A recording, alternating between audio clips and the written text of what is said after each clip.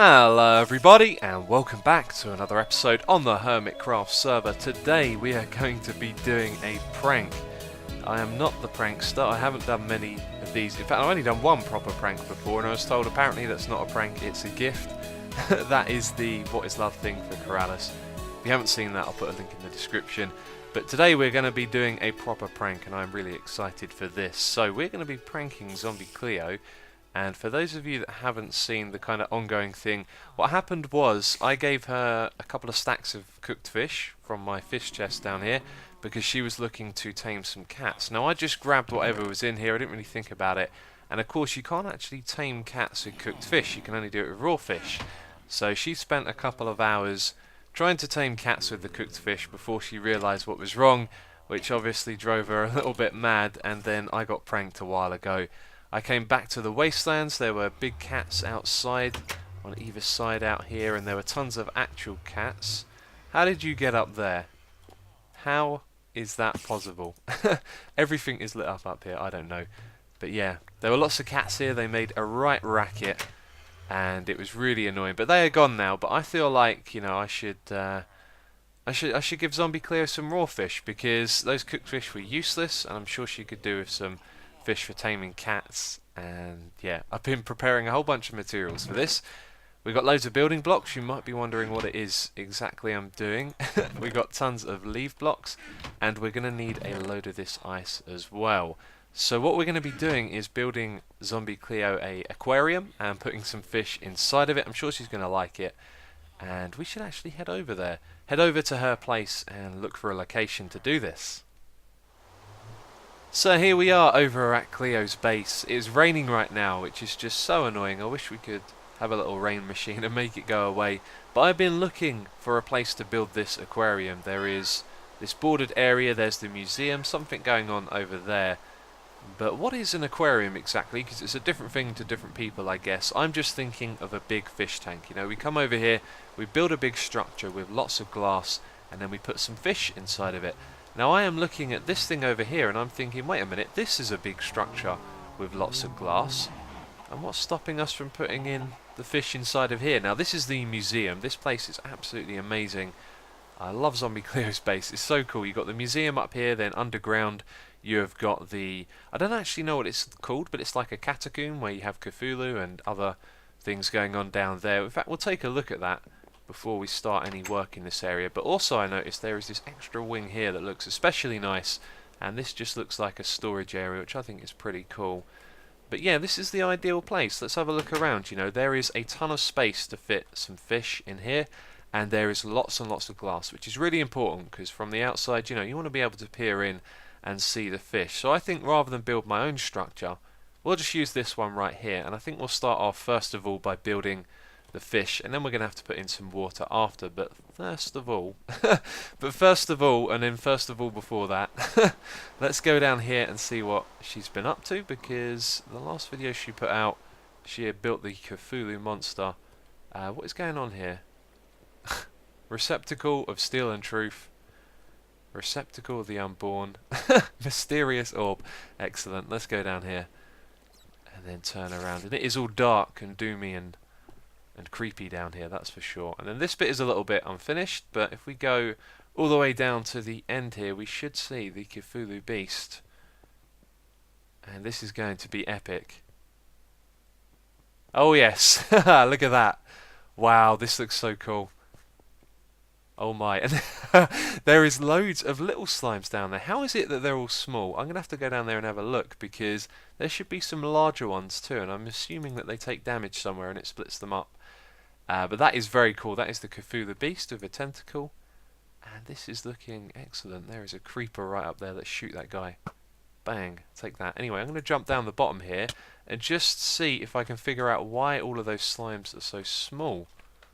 We can go under here. I am really not sure, and I am well and truly getting distracted right now. None of these guys can hurt me. Let's have a little jump around. Yeah, I'm getting distracted down here. We need to head back up to the surface. So, almost died trying to get out of there. If it wasn't for this stairs, I probably would have, because I was ender pearling around trying to get on top of here and hit the wall and fell down. had a few hearts left, but then this leads right up to the surface, which is very convenient. And there isn't actually really much more to talk about. I just got to build the fish now, right? So I was thinking we'll do a little bit of a mini time lapse, not a long one, just a short one, because these fish shouldn't take too long to build.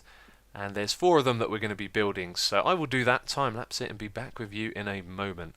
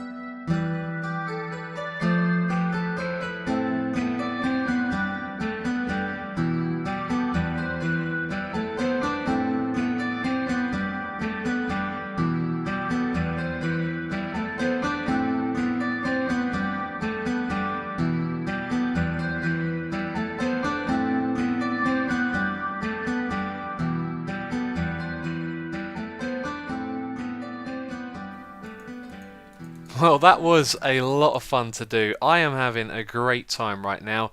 This prank is a lot of fun. I don't think I've had this much fun in this game in a long time. It's been great putting these together. Can't wait to see what a reaction is. But the time lapse went very well. I had a bit of a problem with the... Oh, and there's a creeper. With the pufferfish. Or pufferfish, as I used to... Wait a minute. I don't even know what one it is now. Pufferfish or pufferfish? Ugh. God damn it, my pronunciation. Putterfish or pufferfish. I think it's puffer. I keep calling it the wrong one. Anyway, I'm getting totally distracted. I was talking about the time lapse.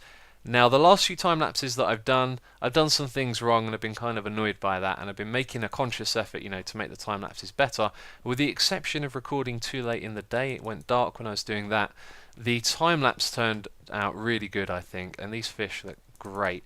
Now, these were made by... And there's more mobs in here. What's going on? Let's kill these guys. Take that. And that. There we go.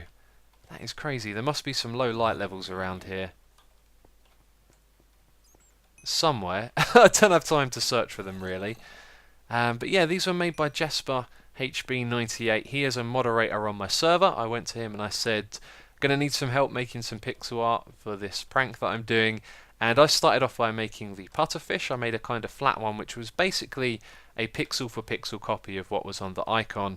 And then Jess made these ones, and they look so much better. He's kind of taken what the icon looks like and then interpreted it and make it slightly 3D as well, which looks really good. And then he rebuilt the pufferfish for me, and it looks about 10 times better now. So a big thanks to him. I think he made this prank really special now, because these look great.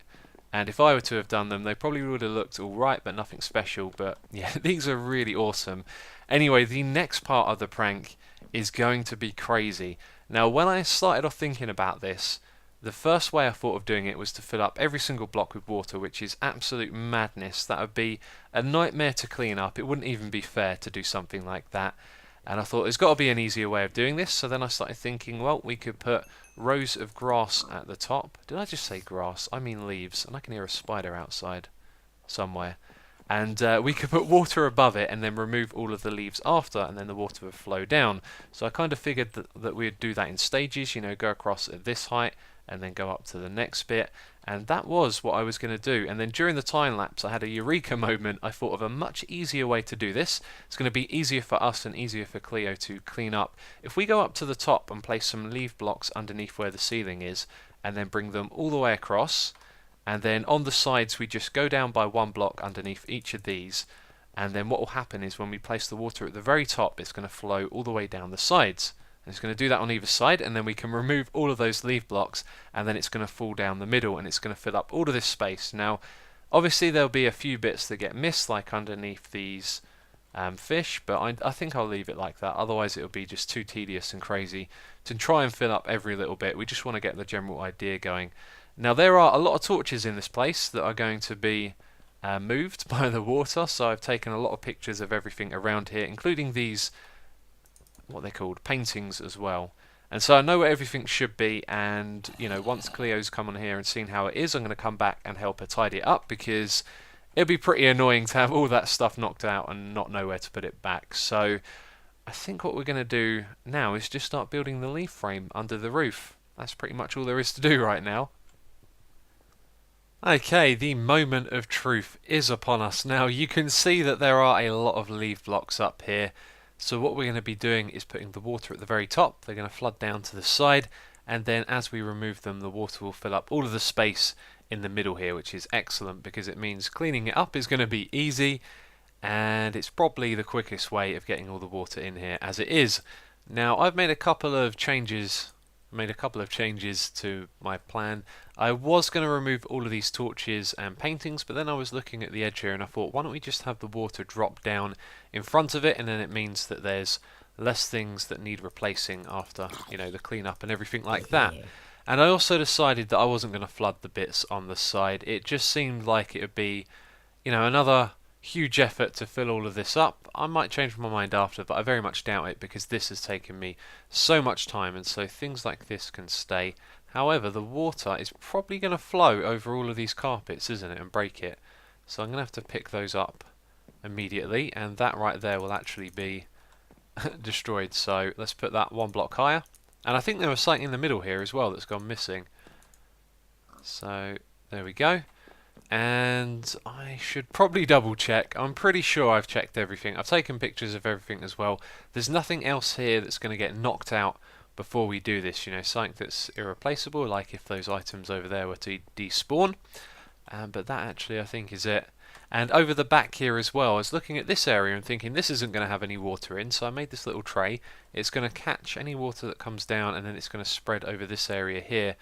Although now that I look at it, it's actually not going to do that, is it? Because it's going to come over to the side. So we need a few more blocks like that. And this is all based on how the water mechanics work. And then when we remove these, that's when, you know, it'll all drop down into the space that I'm standing in. Right, so the next thing to do is to get up to the top and to place down the water. So this bit here at this end is going to be interesting to see what happens. I think it needs to be even on both sides for it to spread correctly, and it's not. So I don't know how exactly it's going to fill out, but this is where we're going to start, so let's break those.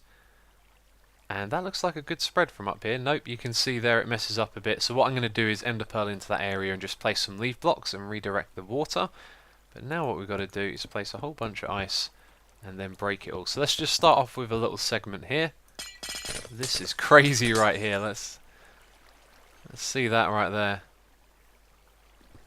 So I've done about half of it, and I really want to go down and have a look actually before we do the rest of it, just to see what it looks like. And you can see all the water spreading here. This is absolutely crazy. Ah, this has well and truly been worth the time it took to do this. I thought this was going to be a nice and simple, easy prank. That's about everything I do in Minecraft. This will be simple and straightforward, and then it takes me a ridiculous amount of time. So you can see the water has dropped down the sides here. That's not good. There's a painting. Yeah, that's right. There's a painting there that's gone missing, but the ones further down should be fine. And it's really hard to see, actually. Let's pick up all of these items so they don't despawn. Oh my. I gotta say, I'm starting to feel a little bit evil right now. This looks crazy, and if you're wondering why there's some water here in the middle, I placed an ice block down by mistake, so I had to remove the block underneath it before breaking it, because the last thing I want to do is leave some random source blocks in random places. But yeah, we're going to remove all of this now, and as we remove it, things are going to get real crazy, because all of this is going to fill up with water. It is going to be a sight to behold. So I'm making progress with removing these leaves, and a moment ago it's starting to get a little bit difficult, so I went and got my super duper helmet, and now we should be able to instantly break things when we are underwater. Let's see if we can do that when we're floating. No, not quite. I imagine if you had haste that would help, But this is certainly going to make a difference, because now I can stand underwater and just swing my shears around like this. So it's going to take a bit of time to get all of these leaf blocks, but you can see how it's coming together. This place is really starting to fill up. Oh, this is unbelievable. I have been I have been laughing a lot at just how crazy this looks. It is full up with water, all of the leaf blocks are gone, and it is just insane. And one thing I noticed a second ago, now if you understand how an ocelot farm works, then it's kind of funny, because that is the perfect location to build an ocelot farm, and a good way of getting cats with fish. That's the whole point of why that's humorous, if you even find that humorous. I don't know, I think I've gone a little bit mad with all the work that I've been doing here. This took me the whole day. It was supposed to be something fun and simple and quick. It turned out to be incredibly fun, but taking a lot longer than I thought. It's full up with water. Oh my days. Let's go over here. Yep. Oh, look at that. I can't believe it. Oh, what have I done? I feel like I've done something, like I've gone too far, I've overstepped the boundary. I had a feeling I might do this if I got into pranking, but I have absolutely loved doing this. Just check it out. There's a couple of other things to talk about on the inside, like when the water comes down, sometimes it does strange and derpy things. Like around here, you can see it hasn't gone all the way down, and little spots like that. Tried to tidy up those as much as I could, but then I realised it was a downhill battle. And of course I'm going to say to Cleo I help her, you know, restore all of this, because there's other things that I haven't thought about that have been broken as well, like the levers on the bottom of the lamps, and that's going to be a pain to fix. But removing the water shouldn't be. And oh, I just love it. I've been swimming around this for a while, actually. I've been swimming around. I'm going to record in a minute, I say, and then just keep swimming around. It's wonderful. Oh, this is awesome. Absolutely awesome. So, with every prank must come a sign. Sorry about the cooked fish, it was an honest mistake. I thought I'd bring you some fish to make up for it. And, yeah, for it. Missed out on R. Thing is, you didn't have a fish tank to put them in, so I converted the museum into an aquarium. Signed Isuma, in case it isn't obvious where this is. Giant arrow above it, made out of leaf blocks. But that is it, we have done it. We have done the prank. It has been absolutely insane. And if you've enjoyed this, leave a comment, let me know that you have, and leave a like as well. It is always appreciated. And, oh, hello, we got a little buddy here meowing away. That is it for this episode. As always, thank you very much for watching, and I'll catch you next time.